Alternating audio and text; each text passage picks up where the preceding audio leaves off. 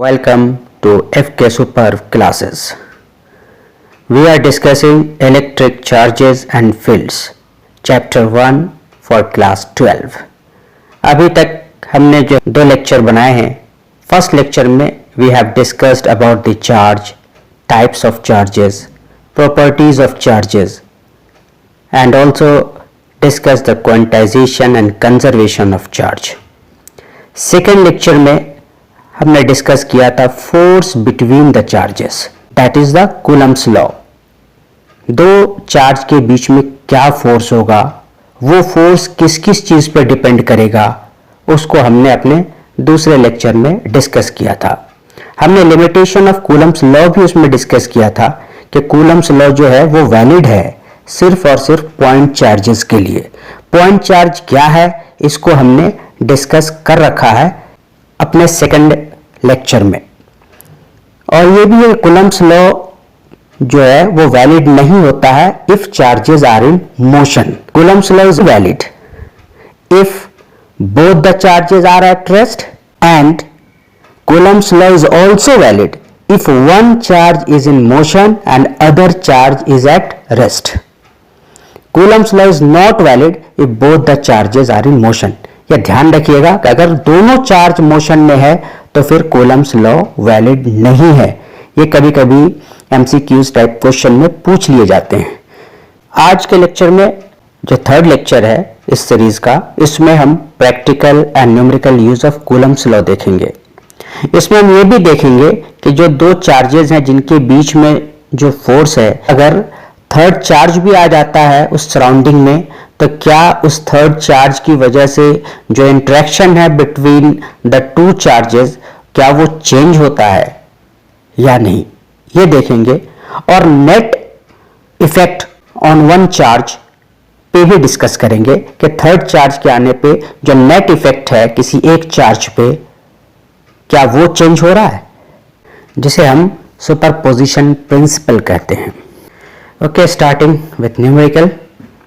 The force between two small charged sphere having charges of 2 into 10 raised to power minus 7 coulomb and 3 into 10 raised to power minus 7 coulomb placed 30 centimeter apart in air. एक charge है जिसकी value 2 into 10 की power minus 7 है, दूसरा charge जिसकी value 3 into 10 की power minus 7 है और ये 30 सेंटीमीटर अपार्ट है. तो फोर्स क्या होगा, तो F is equal to K Q1 into Q2 upon R square. यहाँ पर ध्यान दीजिएगा डिस्टेंस सेंटीमीटर में है, आपको मीटर में कन्वर्ट करना होगा ऐसा यूनिट में. K की वैल्यू हमें पता है एयर में 9 into 10 raised to power 9 होता है. वैल्यू को पुट कर दें, F is equal to K की वैल्यू 9 into 10 की पावर 9 हो गया इंटू फर्स्ट चार्ज जो है 2 raised to power minus 7 है वो डाल दिए, Q2 की वैल्यू डाल दी और डिस्टेंस 0.3 into 0.3 कर दिया, R स्क्वायर है तो ये वैल्यू आ रही है 6 into 10 raised to power minus 3 Newton. चूंकि वैल्यू पॉजिटिव है इसलिए इसका नेचर रिपल्सिव होगा. Second question. The electrostatic force on A small sphere of charge 0.4 microcoulomb due to another small sphere of charge minus 0.8 microcoulomb in air is 0.2 Newton. यहाँ पर force आपको दिया गया हुआ है 0.2 न्यूटन है और जो दो चार्जेस हैं उनमें एक की वैल्यू 0.4 माइक्रोकूलम्ब है. Micro means 10 raised to power minus 6 और जो दूसरा चार्ज है उसकी वैल्यू माइनस 0.8 माइक्रोकूलम्ब है. यहाँ फोर्स दे दिया है. फर्स्ट पार्ट कह रहा है what is the distance between the two sphere. Distance निकालना है. F is equal to K Q1 into Q2 upon R square. यहाँ से R स्क्वायर निकाल लेंगे तो हो जाएगा आपका force upon K into Q1 into Q2. Fine, force की वैल्यू 0.2 है तो फोर्स की वैल्यू आपने 0.2 डाल दी. K की वैल्यू 9 की पावर 9 है और Q1 इंटू Q2 जो है आपका 0.8 माइक्रोकूलम्ब और 0.4 माइक्रोकूलम्ब है उसको आपने डाल दी. इससे R की वैल्यू आ रही है 0.12 metre, that is 12 centimetre. Second part कह रहा है what is the force on the second sphere due to the first. अब हमने पढ़ा था अपने पिछले लेक्चर में, देखा था कि जो मैग्नीट्यूड फोर्स का जो मैग्नीट्यूड होगा एक चार्ज की वजह से दूसरे चार्ज पे, वही सेम मैग्नीट्यूड होगा दूसरे चार्ज पे पहले चार्ज की वजह से. That is mod of F12 is equal to F21. So जो सेकंड स्फीयर पे फोर्स लगेगा फर्स्ट की वजह से वो आपका सेम होगा 0.2 newton. Fine. Next question.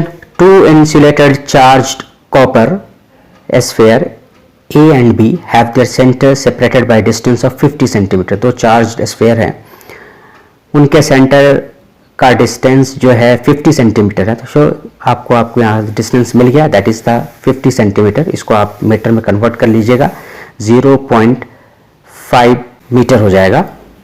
Fine. या 50 इंटू 10 की power -2 metre. Okay. What is the mutual force of electrostatic repulsion if the charge on each is 6.5 into 10 raised to power -7 coulomb. दोनों का चार्ज जो है ना वो सेम है और वो है 6.5 into 10 raised to power -7 coulomb. Okay. The radii of A and B are negligible compare to the distance of separation. Fine. यहाँ आपको चार्ज की वैल्यू दी गई हुई है, दोनों चार्ज सेम है और उनके बीच का डिस्टेंस दिया हुआ है, दैट इज 50 सेंटीमीटर. इसको आपने मीटर में कन्वर्ट कर लिया तो 50 इंटू 10 की पावर -2 मीटर हो जाएगा. इस तरीके से अगर आपने पुट करनी है वैल्यू को तो force is equal to K Q1 into Q2 upon R square.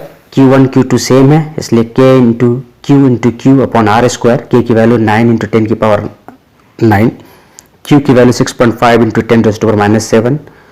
चूँकि सेम है Q1 इंटू Q2 आपने दो बार लिख दी. और डिस्टेंस जो हो गया 50 इंटू 10 की पावर -2.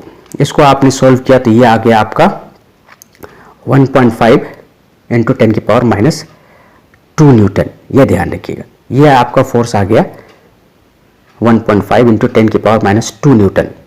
इसको हमने जो फॉर्मूला दिया था इसको हमने F मान लिया. Fine. This is the F मान लिया ताकि हमारा कैलकुलेशन जो है अगले पार्ट के लिए आसान हो जाए. What is the force of repulsion. Force of repulsion क्या होगा अगर स्फीयर का चार्ज डबल कर दिया जाए एबव अमाउंट का और डिस्टेंस हाफ कर दिया जाए. तो F डैश क्या हो जाएगा हमारा.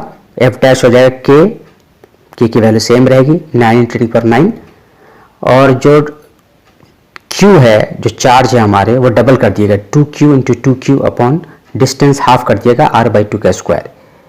ये F डैश हो गया हमारा नया फोर्स.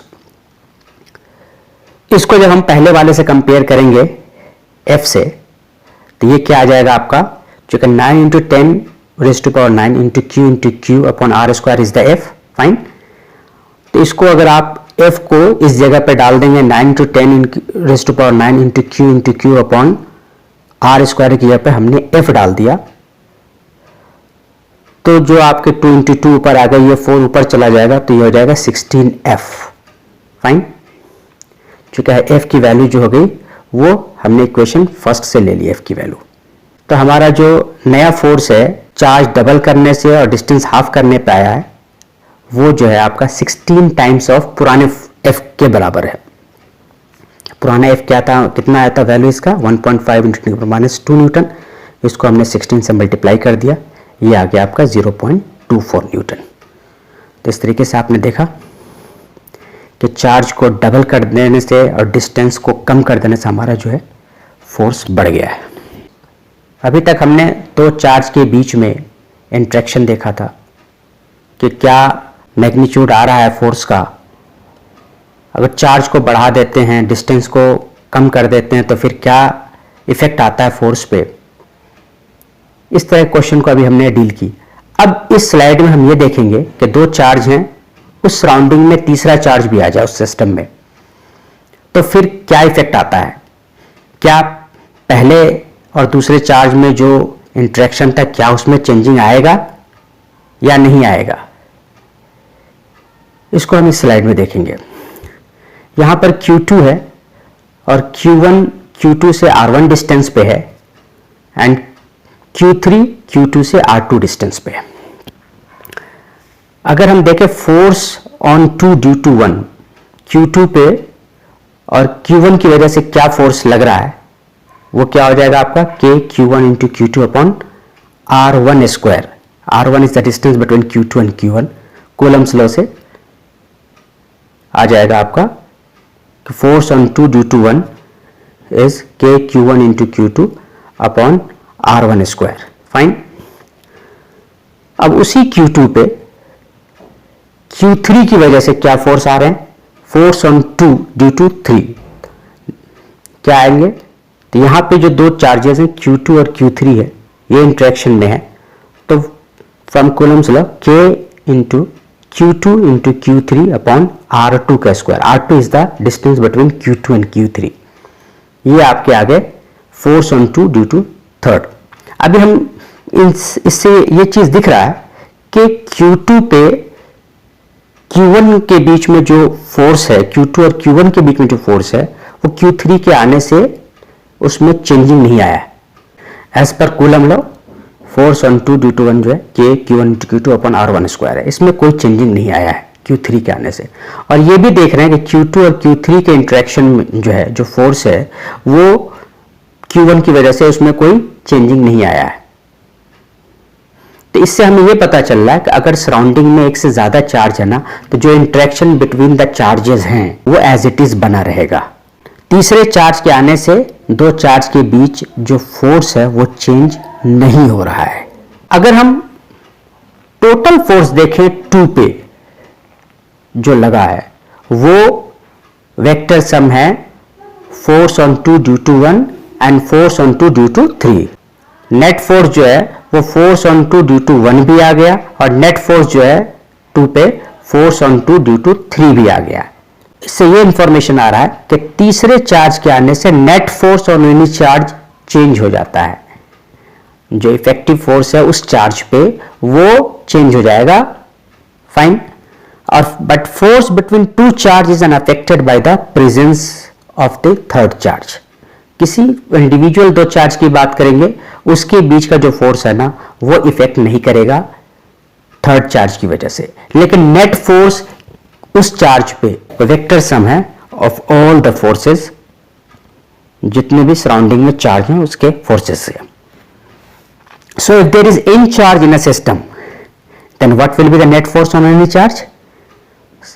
तो if net on nth charge की बात करेंगे, nth चार्ज पे कितने फोर्स लगे, तो वो होगा force on nth charge due to first charge, force on nth charge due to second charge, force on nth charge due to third charge, up to force on nth charge due to n-1 charge. So in a system of n charges, the net force on any other charge is the vector sum of force due to all remaining charges on this charge. And this is the principle of superposition. For example, किसी system में मैं हूं, आप हैं और एक mister x हैं, तो force of interaction between me and you, मेरे और आपके बीच में जो फोर्स है वो एज इट इज रहेंगे। मेरे और एक्स मिस्टर एक्स के बीच में जो फोर्स हैं वो एज इट इज रहेंगे। लेकिन नेट फोर्स हम पे जो पड़ रहा है ड्यू टू आपके और ड्यू टू मिस्टर एक्स के, दोनों के फोर्सेस का वेक्टर सम होगा। सिस्टम में मिस्टर एक्स के आने से मेरे आपके बीच का फोर्स चेंज नहीं होगा। सिस्टम में आपके होने की वजह से मेरे और मिस्टर एक्स के बीच का फोर्स चेंज नहीं होगा। लेकिन नेट फोर्स मुझ पे वो वेक्टर सम होगा, दोनों की वजह से जो फोर्सेस हैं उनके। उसी तरीके से आप हैं, आपके मेरे बीच में कोई फोर्स, जो फोर्स है वो चेंज नहीं होगा। आपके मिस्टर एक्स के बीच का जो फोर्स है वो चेंज नहीं होगा। लेकिन आप पे जो नेट फोर्स है ना, वो मेरे आपके और मिस्टर एक्स के बीच का जो फोर्स है उसका वेक्टर सम होगा। आप पे जो नेट फोर्स लगेगा। फाइन, ये ध्यान रखिएगा। So force between two charge is unaffected by the presence of the third charge, ये समझा हमने। And net force on any charge changes. Okay, कुछ न्यूमेरिकल देखते हैं इस पे। Find F net on charge at vertex C of equilateral triangle having side A if charge on all three vertices are same. तीनों vertex पे charge same है। Fine. और हमें देखना है F net on vertex C। C पे जो force लगेंगे वो A की वजह से भी लगेंगे और B की वजह से लगेंगे। तो फोर्स B और C के बीच में जो चार्जेस हैं, तो force due to B on C आएगा, वो हो जाएगा, वो रिपेल करेगा, तो इस लाइन पे आएंगे, force on C due to B and force on C due to A, वो भी रिपेल करेगा और line along the line joining the center इस तरीके से आएंगे। ये फोर्स के डायरेक्शन होंगे। तो force on C due to B is K Q upon A square, क्योंकि सारे साइज ए हैं, each side is of A, तो force on C due to B is K Q into Q upon R square, that is force on C due to B is K Q upon A square. Fine. In the same way, force on C due to A is KQ square upon A square. Force का magnitude ये होगा और direction जो होगा वो along the line joining the center होंगे, और चूँकि रिपल्सिव नेचर का है, दोनों सेम तरह के चार्जेस हैं, सो उसका डायरेक्शन ये हो जाएगा, force on B due to C ये हो जाएगा and force on C due to A this, ये डायरेक्शन हो जाएगा।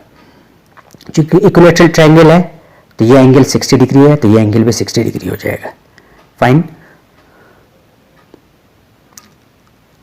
तो यहाँ पर ये देखने को दिख रहा है, मुझे आपको दिख रहा होगा, देखने को मिल रहा है यहाँ पे कि force on C due to B K Q upon A square दोनों सेम है। सपोज कीजिए इजी के लिए हमने इसको भी एफ मान लिया, इसको भी एफ मान लिया कैलकुलेशन के लिए, क्योंकि सेम है, तो this one is also F and this one is also F.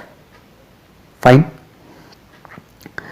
इसको हमने यहां बना लिया। सो एफ नेट क्या हो जाएगा, vector sum of due to these two forces F C B and F C A, vector sum होंगे, तो मैग्नीट्यूड हो जाएगा, वेक्टर में मैग्नीट्यूड और डायरेक्शन दो चीज आती हैं, तो मैग्नीट्यूड हो जाएगा आपका root under A square plus B square plus 2ab cos theta, theta is the angle between A and B, that is the between the force. तो इस तरीके से मैग्नीट्यूड निकालते हैं वेक्टर का, तो root under A is F square plus B is also F, since the value of both the forces is same, तो हमने एफ ले लिया था, तो root under F square plus twice of F into cos 60 is the angle between the forces F and F. This force is angle is the 60, equilateral triangle है। तो इसको आप जब सॉल्व कीजिएगा तो ये आ जाएगा रूट 3f। f क्या है, वो है के Q square upon A square, ये ध्यान रखिएगा। तो यहाँ से आपको आ गया मैग्नीट्यूड मिल गया F net, that is root 3f, that is root 3 K Q square upon A square. और ये है चूंकि दोनों फोर्स f है, सेम है, तो इसका जो रिजल्टेंट होगा वो एकदम बीच से निकलेगा। Since force is equal, hence net force will be in the middle of both the force, hence net force will pass at an angle 30 degree, bisect कर देगा 60 को, क्योंकि दोनों डायरेक्शन का जो फोर्स है वो एफ और एफ है, उसका जो डायरेक्शन रिजल्टेंट होंगे वो एकदम बीच से निकलेगा। सो द मैग्नीट्यूड निकल गया आपका root 3f, that is root 3 K Q square upon A square, और डायरेक्शन हो गया 30 degree. This is the resultant, ये जो है ना, ये रिजल्टेंट है। Fine. Next question, find F net on charge eight vertex ए। अब आपको ए पे बताना है कि नेट फोर्स क्या लगेगा। अब ए पे जो चार्ज है वो माइनस क्यू है, बी पे जो चार्ज है क्यू है, तो सिंस अपोजिट चार्जेस हैं तो ये अट्रैक्ट करेंगे, तो ए पे जो इंट्रैक्शन होगा ड्यू टू बी वो अट्रैक्टिव होगा, कुछ इस नेचर का होगा, और ए पे जो इंट्रैक्शन होगा ड्यू टू सी ये भी अट्रैक्टिव होगा, कुछ इस नेचर का होगा। फाइन, ये नेचर आ गए आपके। Since it is also equilateral triangle, so force on A due to C is KQ square upon A square, and force on A due to B is K Q square upon A square. इसको भी हमने F मान लिया ताकि calculation में आसानी हो जब रिजल्टेंट निकाले हम। तो यहाँ पर भी एफ नेट जो होगा वो √3f होगा, और चूंकि फोर्स दोनों सेम है तो इसका रिजल्टेंट भी एकदम आपके 20 से निकलेगा, that is 30 degree. 60 degree is the angle between the force, तो रिजल्टेंट जो होगा वो 30 डिग्री आएंगे। फाइन। तो यहां पर आपने देखा कि जब चार्ज का नेचर चेंज हो गया तो ये जो है अट्रैक्टिव नेचर का हो गया, नेचर चेंज हुआ तो अट्रैक्टिव हो गया। एक और क्वेश्चन देखते हैं इस सीरीज में। Find F net on charge at C of a square having side A. एक स्क्वायर है, इसका साइड ए है, हमें एफ नेट देखना है चार्ज सी पे। यहां पर देखिए सी पे माइनस क्यू नेचर का चार्ज है और हर जगह आपका plus Q plus Q plus Q nature का है। तो सी पे जो इंट्रैक्शन होगा वो बी पे जो चार्ज है उसकी वजह से भी होगा, डी पे जो चार्ज है उसकी वजह से भी होगा, और ए पे जो चार्ज है उसकी वजह से होगा। और जो फोर्स का डायरेक्शन होगा वो line joining the centre of the respective two charges. Fine. So force on C due to B देखेंगे तो force on C due to B attractive nature का होगा, बोथ चार्जेस आर अपोजिट, तो इसका direction कुछ इस तरह का जा रहा है। Fine. Force on C due to B. Fine. And force on C due to D, ये भी अट्रैक्ट करेगा तो कुछ इस तरह का जा रहा है। Fine. And force on C due to A, ये भी अट्रैक्टिव होगा तो ये इस तरीके से जाएगा, बिकॉज जो डायरेक्शन ऑफ द फोर्स होता है वो जो दो चार्ज हैं उसके सेंटर को जो लाइन ज्वाइन करता है उसके अलोंग होते हैं। तो यहां पे आपके तीन फोर्सेस हो गए, force on C due to B, force on C due to D, force on C due to A. अब यहां पे देखिएगा force on C due to B is K Q square upon A square, और force on C due to D is K Q square upon A square है, A side है, but force on C due to A is K Q square upon, क्योंकि ये जो सी और ए के बीच के ये जो डायगोनल का जो डिस्टेंस है वो √2a होता है, तो √2a का स्क्वायर करेंगे तो हो जाएगा 2a स्क्वायर। तो force on C due to A जो हो जाएगा ना वो हो जाएगा के Q square upon 2a square, क्योंकि जो डायगोनल होता है ना स्क्वायर में वो √2a डिस्टेंस का होता है, √2a डिस्टेंस का होता है। बाकी ये साइड अगर a है तो फाइन, जो डायगोनल है वो √2a डिस्टेंस का होगा। So the distance between the charge जो होगा डायगोनल वाले पोर्शन में जो force on C due to A होगा वो √2a डिस्टेंस पे होगा, तो उसके हिसाब से जो फोर्स आएगा force on C due A is K Q square upon 2a square. Fine. यहां पर अगर हम मैग्नीट्यूड देखें तो K Q square upon A square को हम f मान लेते हैं ताकि कैलकुलेशन में आसानी हो। तो ये f और जब यहां पर डालेंगे तो ये f/2 हो जाएगा, जो के Q square upon A square तो f हो गया, जो 2 नीचे था उसकी वजह से ये f/2 हो गया। तो अब हमारे पास यहाँ पर तीन फोर्स हो गए। अब हम क्या करेंगे, पहले जो है इन दोनों का रिजल्टेंट निकाल लेंगे, f और f का। जो f और f का रिजल्टेंट आएगा उसको जो है फिर हम थर्ड वाले के साथ रिजल्टेंट निकालेंगे, इस तरीके से रिजल्टेंट निकलेगा। तो f और f का रिजल्टेंट आ जाएगा √2f। फाइन।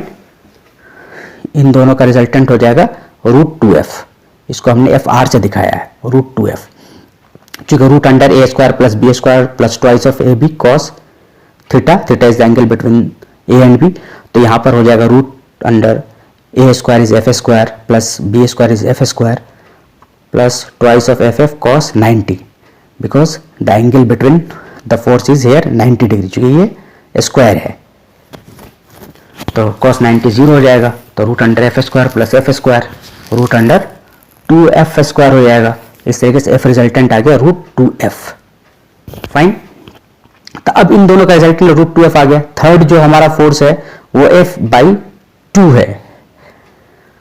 फाइन। तो f नेट अब निकालेंगे, अब fcb plus fcd plus fca। तो fcb और fcd का रिजल्टेंट हमारे पास f√2 निकल चुका है, f√2 और fca का रिजल्टेंट हमें निकालना है। और हमें ये पता है, ये चीज ध्यान दीजिएगा कि ये जो F है due to force on C due to B and force on C due to D, ये जो F का जो रिजल्टेंट हमने निकाला है ना, वो चूंकि दोनों फोर्स सेम है तो इसका रिजल्टेंट जो होगा वो एकदम बीच से जाएगा, ठीक है। और इसी लाइन पर जो है ना, ये जो लाइन है ना, इसी लाइन पर जो है FCA भी लाई करेगा, force on C due to A, इसी लाइन पे, क्योंकि इसकी वजह से GF जो फोर्स थे और ये जो फोर्स थे ये दोनों सेम है, तो इनका भी रिजल्टेंट इसी लाइन पे आएगा। और force on C due to A इसी लाइन पर है, तो वेक्टर सम क्या होगा, सिंपल एडिशन हो जाएगा फिर, क्योंकि both the forces lie along the same line.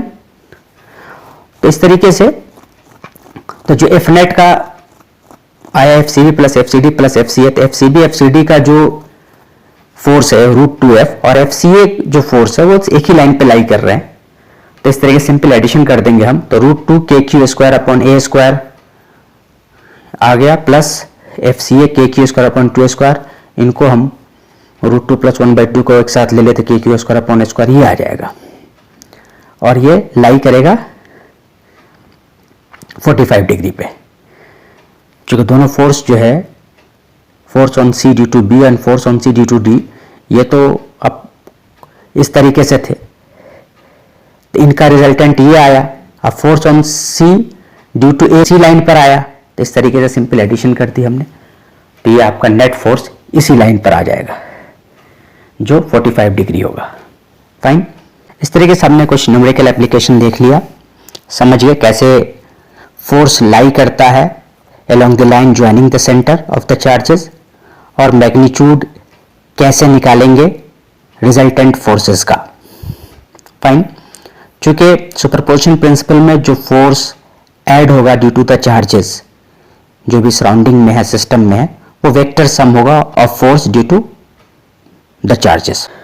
This is all for today. In the next lecture I will discuss the third charge in equilibrium type. Where should we keep the third charge on the line joining two charges such that the third charge is in equilibrium? इसको हम detail study करेंगे, detail में इसको समझाएंगे कि कहाँ पर third charge को रखें ताकि वो सिस्टम इक्विलिब्रियम में आ जाए, और हम कुछ इसका शॉर्टकट भी डिस्कस करेंगे, बताएंगे, ताकि MCQs और कॉम्पिटिटिव एग्जामिनेशन में आप शॉर्टकट यूज करके भी आंसर निकाल सकते हैं। So stay tuned, keep learning. Thank you so much.